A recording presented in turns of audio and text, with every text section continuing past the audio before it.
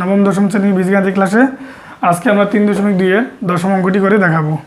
দশম অঙ্কটিতে বলা আছে m+1/m হলে m³ + 1/n³ এর মান নির্ণয় করো। তো আমরা লিখলাম দেওয়া আছে তো, এবং প্রদত্ত রাশিটা আমরা এখানে লিখে রাখলাম।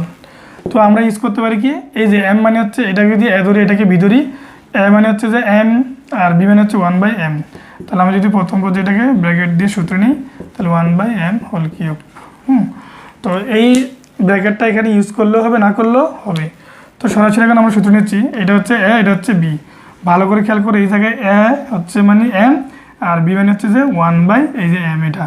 তাহলে সূত্র এখানে যেহেতু প্লাস, তাহলে আমরা প্লাসটা নেব, এই যে a + b - 3a। a বলতে m এবং b বলতে 1/m, আর a + b বলতে a বলতে m আর b বলতে 1/m। তো এখানে a মানে হচ্ছে যে m আর b মানে হচ্ছে 1/m, এইভাবে আমরা। তো এটা হচ্ছে নিচে, এটা হচ্ছে উপরে, আমরা কেটে ফেলতে পারি এটাকে। আর যেহেতু এটার মান হচ্ছে a, তো আমরা এখানে a³ বসাবো, তারপরে আমাদের এখানে মানে মাইনাস বসে গেল, 3 একে 3 বসে গেল, ইন্টু এটা মানে হচ্ছে আমাদের a। ওকে, পাশে লিখবো কি মান বসে গেল। তো a³ - 3a, এটা হচ্ছে আমাদের আজকের ছোটোখাটো একটা অঙ্কের উত্তর।